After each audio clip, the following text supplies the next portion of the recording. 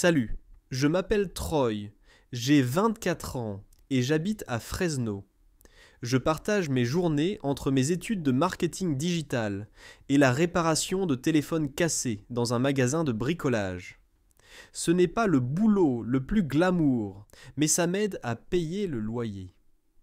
Je conduis une Camry cabossée. Je vis dans un petit 2 pièces et jusqu'à récemment, ma vie était aussi excitante qu'une simple tartine. Juste des choses routinières comme des horaires de travail, des cours à la fac et des sorties entre amis le week-end. Rien d'extraordinaire. Il y a environ un mois, j'ai rencontré Kyle qui a également 22 ans. On s'est vite entendu au travail grâce à notre humour décalé et à notre passion commune pour le rock old school. Il m'a proposé de lui rendre visite un jour, en me disant que je pourrais rencontrer ses amis et peut-être jouer à une ou deux parties. J'ai accepté. Ce qu'il ne m'a pas dit, c'est que son chez lui désignait la maison de sa mère. La première fois que j'y suis allé, c'était un dimanche après-midi, quand le printemps hésite encore à savoir s'il est encore en pleine floraison hivernale ou estivale. Arrivé dans une maison à 2 étages bien entretenue, avec une pelouse impeccable et un drapeau américain flottant sur le porche. J'ai sonné, et Kyle est apparu en jogging et chaussettes, m'invitant à entrer d'un yo entre décontracté, ignorant la présence de sa mère. En entrant, j'ai croisé la mère de Kyle, qui m'a laissé complètement surprise. Contrairement à ce que l'on pourrait croire, elle ne ressemblait pas au stéréotype de la maman. Elle semblait avoir la trentaine, vêtue d'un jean moulant, d'un simple haut blanc, d'un maquillage minimaliste, et les cheveux tirés en arrière en une queue de cheval décontractée. Rappelant les mannequins des blogs lifestyle populaires, elle se déplaçait avec une grâce naturelle qui emplissait la pièce d'une aura radieuse. « Bonjour », m'a-t-elle salué en sortant de la cuisine avec un sourire amical. « Je m'appelle Samantha. » Surprise, j'ai failli oublier mon nom. Kyle a grogné en entendant sa présentation. « Maman, s'il te plaît, évite de flirter avec mes amis, » as-tu dit avec un regard enjoué. J'ai répondu. Tu es juste amical. Tu m'as fait un clin d'œil après ça. Marc pour Samantha, me suis-je dit. Nous sommes entrés dans le salon et avons commencé à nous préparer pour notre match. À plusieurs reprises, tu nous as discrètement dépassés, continuant comme d'habitude. Kyle et moi avons commencé à discuter d'une collègue qui n'arrête pas de parler. Puis, spontanément, j'ai lâché. Mec, ta mère est plus belle que la plupart des filles de mon âge. Je n'ai même pas remarqué que j'avais parlé à voix haute, jusqu'à ce que Kyle s'arrête net, me fixant comme si j'avais poussé une autre tête. Les mots qu'il a prononcés ont suivi. Et puis je t'ai remarqué debout, dans l'embrasure de la porte de la cuisine. Je ne sais pas si tu as entendu la phrase en entier, mais vu ton expression, je suppose que tu as saisi l'idée principale. Et puis tu as rougi, pas d'un rouge intense, plutôt d'un rose doux sur tes joues. Et ce sourire secret est resté avec moi alors que tu te retirais dans la cuisine. Kyle parut légèrement décontenancé, peut-être agacé. Je me défendis précipitamment. Je me contentai de souligner sa jeunesse apparente en tant que mère, rien de plus. Il me congédia d'un haussement d'épaule et reprit sa partie. Mais mes pensées restèrent rivées sur cette rencontre. Son regard, son léger sourire narquois, ses yeux vifs. Plus tard, en partant, elle me raccompagna jusqu'à la porte. « Merci d'être passé, » dit-elle d'un ton plus doux, plus intime désormais. Qu'il aurait besoin d'amis qui lui donnent pour les pieds sur terre. « Merci, » répondis-je, les poches pleines de mes mains, toujours aussi maladroites. Et puis, si j'ai dit une bêtise tout à l'heure, je suis désolé. Elle pencha la tête et sourit. Tu n'as rien dit, c'était touchant. Puis elle ouvrit la portière et me fit un signe de la main nonchalant. Je montai dans ma voiture et restai là un moment, les mains sur le volant, à méditer. Ce rougissement, ce clin d'œil, ce sourire, il persista pendant plusieurs jours. Je me répétais sans cesse que c'était insignifiant, juste un de ces exemples inhabituels qui semblent plus profonds qu'ils ne le sont en réalité. Ça fait un moment que je n'ai plus rougi à cause des compliments, n'est-ce pas? Peut-être était-ce simplement poli. Peut-être que c'était dans ma tête. Peut-être qu'elle ne m'a pas entendu et a simplement souri. 3 jours plus tard, le compte Instagram. Au travail, pendant une pause, je consultais mon téléphone et voilà, Samantha m'avait suivi. Peu après, j'ai reçu un like sur une ancienne publication où je me trouvais en sweat à capuche décontracté sur la plage. Après avoir scruté la notification 1 minute, je me suis dit de me détendre.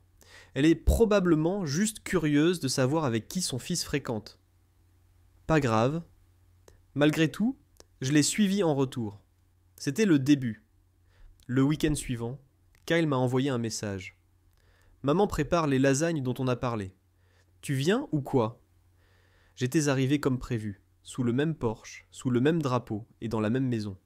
Samantha était dans la cuisine, vêtue d'un tablier, d'un jean moulant et d'un haut ajusté qui faisait se demander comment quelqu'un avec un enfant de 22 ans pouvait encore avoir une telle silhouette. « Troy », dit-elle avec un autre sourire. « Parfait. Ça sent divinement bon ici, remarquai-je en désignant la cuisinière. Samantha rit doucement. Aujourd'hui, c'est mon jour de triche. J'en fais souvent trop, alors autant manger comme si vous n'aviez rien mangé depuis des jours. Pendant que Kyle installait la console de jeu dans le salon, je restais chercher des assiettes dans le placard avec Samantha. À un moment, elle se pencha et murmura « Merci de ne pas m'ignorer ». Elle trouve que la plupart des amis de Kyle la remarquent à peine. Je la regardais avec un petit sourire. Difficile de ne pas te remarquer. Elle hésita un instant, avant de me sourire en retour et de dire « Bonne réponse ». Le dîner était détendu, l'ambiance décontractée. Les lasagnes étaient à la hauteur des éloges de Kyle. Samantha passa son temps à consulter son téléphone ici et là à table, lançant de temps en temps une remarque sarcastique ou interrogeant Kyle sur l'école. D'une voix subtile mais autoritaire, elle emplissait la pièce sans se vanter, rayonnant de chaleur et dégageant un étrange sentiment de contrôle, sans effort. Après le dîner, Kyle monta précipitamment chercher son ordinateur portable. Sans hésiter, je commençai à débarrasser. Déjà à l'évier, Samantha était là. « Tu n'es pas obligé de faire ça », commenta-t-elle en me jetant un coup d'œil. « J'insiste », répondis-je en me plaçant à ses côtés. « Tu as préparé le repas. » Elle m'offrit un sourire tendre. « J'apprécie ton côté décontracté, Troy. Tu es décontracté. Beaucoup d'hommes de ton âge sont épuisants. » Il y eut un long silence qui sembla pesant, comme si elle réfléchissait à quelque chose. Sans croiser mon regard, elle continua. « Cette remarque que tu as faite tout à l'heure sur le fait que je surpasse les filles de ton âge. » Je m'immobilisai un instant. Elle se tourna légèrement, le regard fixe, les lèvres légèrement retroussées. « Tu y croyais vraiment, n'est-ce pas ?» Je déglutis nerveusement, sentant la tension monter. En effet. Un long silence s'installa entre nous. Je supposais qu'elle allait l'ignorer, me réprimander, voire même s'amuser. Pourtant, elle resta silencieuse. Au lieu de murmurer, elle fit doucement remarquer. « On ne me dit plus ce genre de choses sincèrement. » Je répétai. « Je le pensais. » Elle hocha subtilement la tête. « Je comprends. » Kyle réapparut en bas, les faisant tous deux reprendre leurs esprits habituels comme si de rien n'était. Pourtant, quelque chose se produisit. Je le sentais, et elle aussi. L'ambiance autour de nous changea. Nous continuâmes ensuite à jouer aux jeux vidéo, mais mes pensées étaient en ailleurs. Ma concentration vacilla. Samantha passa plusieurs fois devant le canapé. Une fois, une serviette pliée tomba près de moi, ses doigts effleurant mon épaule très légèrement, mais suffisamment pour que je perçoive. Elle ne s'excusa pas. Avant que je parte, comme la dernière fois, elle m'accompagna jusqu'à la porte. « Je suis contente que tu sois venu, » dit-elle, les bras croisés contre l'embrasure. La lumière du porche l'illumina de façon cinématographique. « Oui, moi aussi, » répondis-je. « Merci encore pour le dîner. » Elle répondit simplement « Quand tu voudras ». Son ton s'adoucit légèrement. « Tu n'as pas besoin d'attendre que Kyle t'invite. » Elle me regarda sans répondre. Un léger sourire éclaira ses lèvres tandis qu'elle rentrait dans la maison, refermant doucement la porte derrière elle. Je restai sur le porche, essayant de comprendre la situation. Les mots, les regards, l'attention palpable, tout cela me semblait significatif. Elle se souvint de mon compliment, y fit allusion et ne le balaya pas. Quelque chose se tramait, mais je n'arrivais pas à déchiffrer quoi. Mardi après-midi, Kyle m'envoya un texto, se préparant à aller chez sa grand-mère pour quelques jours. Maman sera à la maison si tu as besoin de livrer quelque chose. J'hésitais à répondre, principalement parce que je me demandais pourquoi il jugeait nécessaire de m'informer de sa présence. Ce soir-là, je pris la route sans but, cherchant du réconfort, et me retrouvai, on ne sait comment, dans la rue de Kyle. Avant de pouvoir me décourager, j'arrêtai la voiture et me persuadai que j'allais juste lui dire bonjour, rien de plus. Je frappai à la porte. Elle apparut vêtue d'un pantalon de yoga et d'un sweat à capuche noire moulant. Ses cheveux étaient relevés en chignon, sans maquillage, mais paraissaient néanmoins plus radieux que d'habitude, comme si elle n'avait pas eu à faire le moindre effort. « Troy !» dit-elle, l'air surpris. « J'ai supposé que Kyle t'avait laissé dans le noir. » Je me suis frotté la nuque. En effet, j'étais juste sorti en voiture et j'ai décidé de passer. Elle s'appuya légèrement contre l'encadrement de la porte. « Tu es peut-être revenu pour une autre portion de lasagne. » Je ris. « Oui, ça aussi. » Après un bref silence, elle élargit encore la porte. « Entrez. » Je pénétrai dans le salon comme précédemment, l'odeur de vanille et la chaleur des bougies emplissant l'air. Elle se dirigea vers la cuisine devant moi, se préparant à préparer du thé. « Envie d'une tasse ?» répondis-je affirmativement en m'asseyant près du comptoir. Au début, nous n'avons pas beaucoup discuté.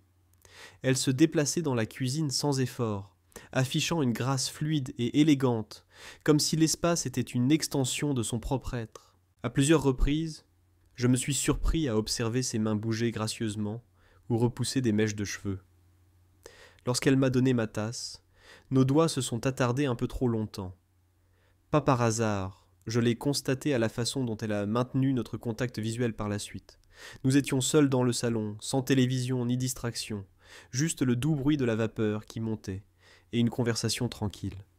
C'est elle qui a finalement rompu le silence. « Tu es différent des autres amis de Kyle ?»« Je prends ça pour un compliment, » ai-je répondu. Elle m'a lancé un regard approbateur. « La plupart des amis de Kyle ont du mal à tenir une conversation décente, même si leur vie en dépendait. Mais vous engagez un dialogue constructif, ce qui est assez rare. » Un léger haussement d'épaules a été ma réponse. « Peut-être que je ne veux rien rater, » ai-je dit. Ce commentaire a fait naître en elle un sourire sincère, qui a duré quelques instants. Plus tard, elle a regardé dans sa tasse et a demandé « Puis-je vous demander quelque chose ?» Tu t'attendais à ce que je sois contrarié quand tu as dit que la première fois que nous nous sommes rencontrés, j'étais plus attirante que les filles de ton âge. J'ai secoué la tête. Je ne m'attendais pas à de la colère. Je m'attendais plutôt à de la gêne. Pas de ta part. Elle m'a regardé avec plus de douceur, et je n'étais pas en colère, juste interloqué. Cela faisait longtemps que personne ne m'avait regardé comme ça. Je n'ai pas répondu immédiatement, choisissant de garder le silence. Puis, presque en murmurant, elle a mentionné qu'elle avait aussi remarqué la façon dont je la regardais. Mon cœur s'est emballé. J'ai posé ma tasse avec précaution. « Est-ce que ça te préoccupe ?» Elle s'est affalée sur le canapé, les jambes croisées. Ce n'était pas un problème, c'était risqué. Le silence qui a suivi n'était pas gênant. Il était lourd et significatif. Au bout d'un moment, j'ai murmuré doucement. « Je ne veux pas dépasser les limites. » Elle a légèrement incliné la tête en guise de réponse. « Et si c'est moi qui change ces limites, je me souviendrai toujours de ce moment. Pas de drame, pas de grand geste. Un changement imperceptible s'est opéré entre nous, comme si une force intangible avait solidifié notre distance. La tension n'était pas seulement mentale, elle était palpable et mutuelle, elle était sincère. » Elle se leva de sa place. « Rejoignez-moi. » Je l'accompagnai à la cuisine, où elle prit une bouteille de vin rouge et 2 verres. « Kyle n'aime pas le rouge, » dit-elle, « mais je l'adore. » Nous nous installâmes au comptoir, sirotant prudemment. Tandis que le vin coulait à flots, elle me révéla des détails de son divorce, expliquant comment son ex les avait abandonnés quand leur fils Kyle avait 14 ans, décrivant sa lutte pour se reconstruire et ses frustrations liées aux relations amoureuses par la suite. La plupart des hommes la laissaient tranquille ou la traitaient comme une proie. « Tu ne fais pas ça, » dit-elle en me jetant un coup d'œil. « C'est pour ça que tu te démarques. » Je n'avais pas remarqué mon regard s'attarder sur ses lèvres jusqu'à ce qu'elle mentionne « Tu sembles réfléchir à quelque chose. Qu'est-ce que c'est ? Parle !» Après une courte pause, j'ai avoué « J'ai longuement réfléchi à toi. Elle hocha la tête pensivement, me regardant dans les yeux. Moi aussi, admit-elle, sans même échanger un baiser ce soir-là. La distance entre nous était complètement anéantie. Le monde au-delà de sa cuisine semblait inexistant.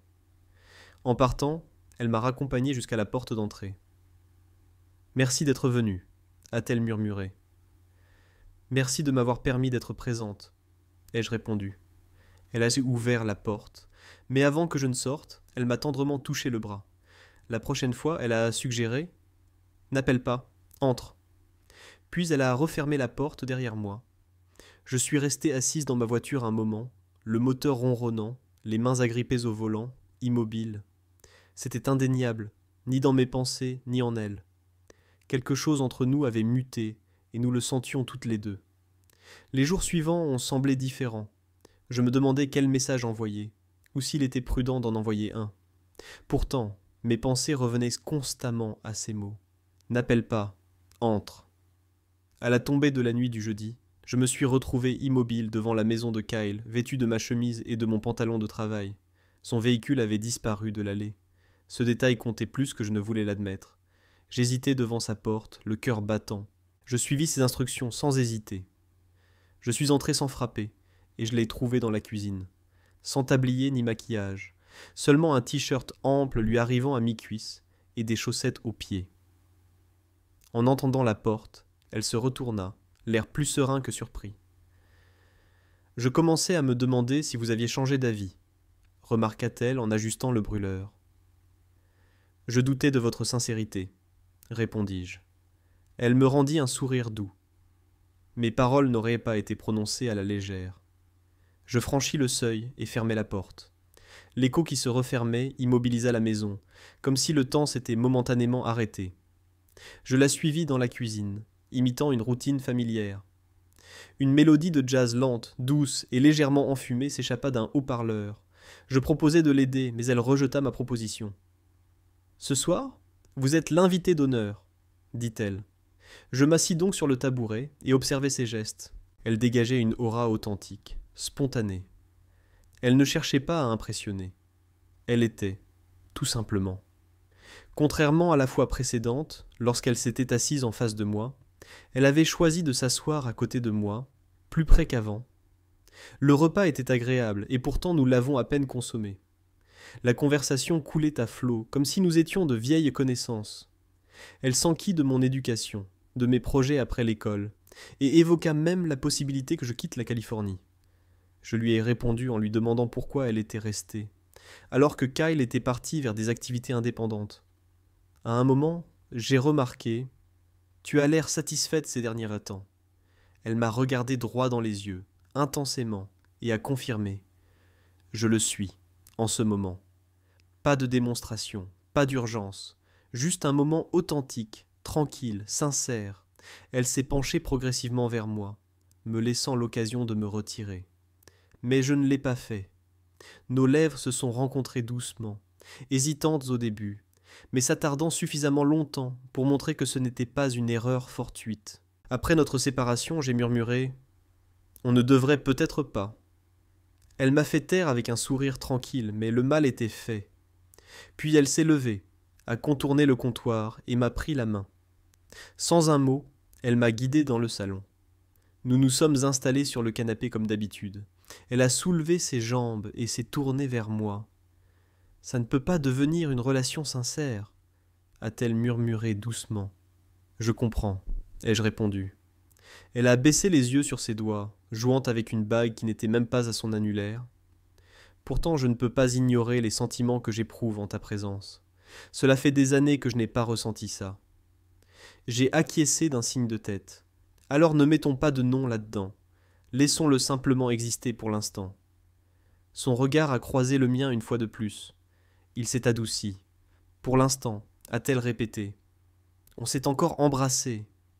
Cette fois, c'était plus long, plus confiant. Quand je suis parti plus tard dans la soirée, Kyle était toujours absent.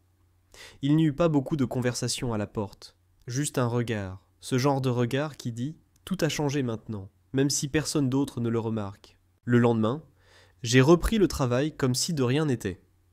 Kyle m'a informé plus tard qu'il reviendrait samedi.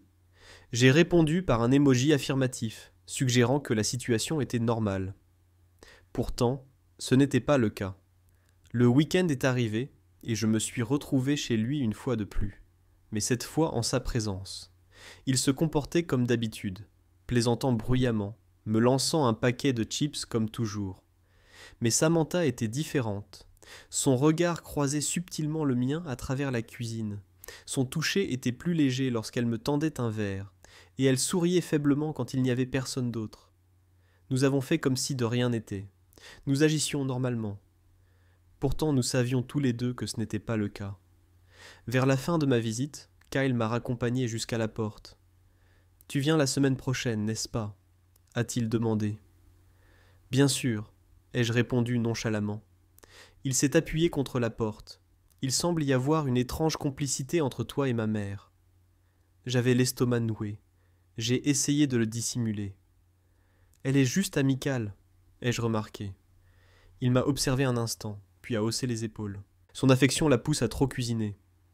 Soyez prudent avec la nourriture. Tiens, elle a l'air de vous apprécier.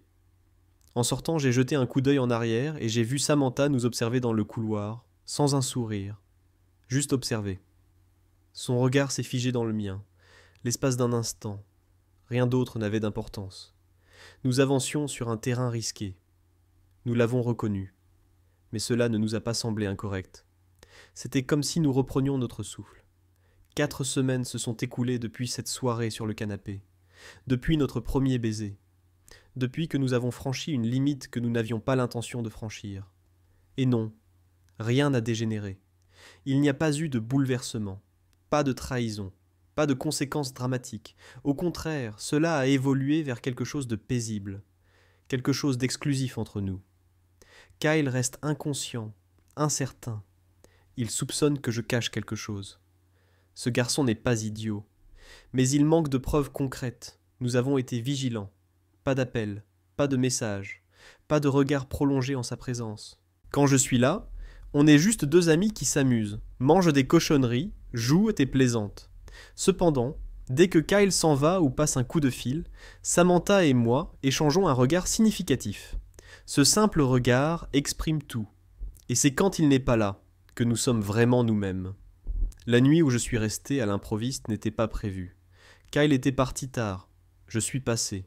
Nous avons discuté comme d'habitude dans le salon. Ses cheveux étaient lâchés pour une fois. Elle était pieds nus et portait un long cardigan. Quelque chose dans son allure décontractée m'a rendu l'appareil sans broncher. Je l'ai embrassée, et elle m'a rendu l'appareil sans poser de questions. Elle ne m'a pas demandé de partir. Le lendemain matin, je me suis réveillé avant elle. J'ai passé un temps considérable à observer son sommeil. Ce n'était ni un coup de foudre, ni un désir ardent. C'était quelque chose de profond, de paisible et d'authentique. Nous n'avons jamais catégorisé cela. Nous n'avons jamais essayé d'expliquer ce que c'était. Mais après cela, nous avons trouvé notre harmonie. 1 ou 2 fois par semaine, c'est là que nous nous retrouvions. Pas trop souvent, toujours à nos conditions, mais jamais dans l'incertitude. Elle a dit un jour que notre situation pourrait ne pas durer. Mais tant qu'elle durera, je souhaite qu'elle ait du sens. Et c'est ce qui s'est passé. Un soir, nous nous sommes retrouvés sur la terrasse, partageant une bouteille de vin. Ses jambes étaient blotties sous une couverture, sa tête confortablement appuyée contre mon épaule. « C'est risqué », a-t-elle murmuré. J'ai souri. « C'est parce que ça l'est. » Elle a légèrement tourné la tête. « Tu le regrettes » a-t-elle demandé. « Pas le moins du monde », ai-je répondu instantanément. « Pas le moins du monde. » Pendant un instant, elle est restée silencieuse. Et si Kyle découvrait que je n'avais pas de réponse toute prête, je n'ai pas essayé d'en inventer une non plus. Je l'ai simplement regardé dans les yeux et lui ai dit « On va régler ça ensemble ». D'une certaine manière, cela suffisait. Ces semaines semblaient presque oniriques. Nous ne planifions pas un avenir et pourtant, nous avions l'impression d'y vivre. C'était comme si nous entrions dans une poche temporelle invisible où l'âge n'avait pas d'importance, elle ayant 42 ans, moi 24, ou elle étant la mère de mon meilleur ami. Dans cet espace, nous n'étions que 2 individus qui tombaient sur quelque chose d'inattendu et s'y accrochaient, conscients que cela pouvait disparaître à tout moment. L'incident s'est produit un samedi. Je suis arrivé en avance. car Kyle avait annoncé son absence de la journée. Cependant, ses plans ont changé. Il est arrivé des heures plus tôt que prévu. Samantha est restée calme, impassible. Elle m'a offert un verre comme si de rien n'était et m'a demandé « Vous avez faim ?» Pourtant, l'atmosphère était tendue. Ce jour-là, Kyle nous regardait tous les deux différemment, d'un air réservé, plus attentif. J'ai confié à Samantha que je croyais qu'il avait compris.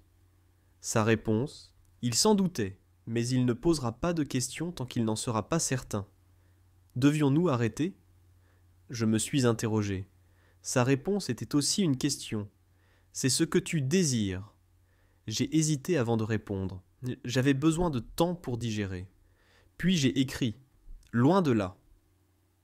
Le temps passa, et finalement, un message arriva. À demain. J'ai donc accepté. Et nous avons persisté, perfectionnant l'art des subtilités. De temps en temps, je lui rendais visite pour lui apporter des objets oubliés, l'aider pour des problèmes techniques, lui emprunter des livres. Pourtant, ce n'était jamais que ça. Nous partagions des dîners, des soirées cinéma, des conversations sur des sujets aussi triviaux que profonds. Nous riions, nous nous rapprochions. Parfois, nous nous asseyions simplement ensemble, en silence, mais le silence n'était pas vain. Un soir, je lui ai avoué. Je ne sais pas trop où ça va. Elle a acquiescé d'un signe de tête, répliquant. Peut-être que ça ne mène nulle part, tout n'a pas forcément de fin. Mais le fait est que nous en avons trouvé une, non pas pour nous, mais pour notre peur. L'anxiété s'est atténuée. Les gens ont commencé à me remarquer. Un voisin a un jour haussé un sourcil en me voyant partir. Kyle a remarqué ma présence accrue. Un collègue de Samantha a même demandé « Tu traînes toujours avec ce garçon ?» ou « Tu t'occupes de sa mère maintenant ?» J'ai simplement ri. Personne n'a abordé ouvertement le sujet. Certains étaient au courant, d'autres s'en doutaient peut-être, mais personne n'a insisté. Personne ne nous a encore dévoilé. Et après quelques mois, nous restons inchangés. Notre relation continue, toujours secrète, mais sans plus de crainte. Kyle a déménagé et partage un logement avec des amis de fac. Nous nous retrouvons de temps en temps, mais les choses ne sont plus comme avant. La vie a pris un autre cours. Samantha est restée dans la même maison, rayonnante sans effort, préparant toujours des lasagnes à profusion pour une armée, me regardant toujours comme si je n'étais pas une simple connaissance de son fils. Parfois, je dors chez lui. D'autres fois, nous nous échappons dans des villes inconnues. Nous flânons ensemble comme un couple ordinaire, sans laisser entrevoir quoi que ce soit d'extraordinaire entre nous. Dans ces moments-là, j'ai commencé à comprendre quelque chose. Nous n'avons enfreint aucune règle. Au contraire, nous avons tracé notre propre chemin. Elle a admis un jour que c'était trop beau pour être vrai. Je lui ai répondu, précisément parce que ça l'est. Nous ne sommes ni un fantasme ni un scandale. Nous sommes simplement deux personnes qui ont découvert l'authenticité là où elles ne s'attendaient pas. Si le maintien de la tranquillité nécessite le silence, alors cela reste mon secret le plus précieux.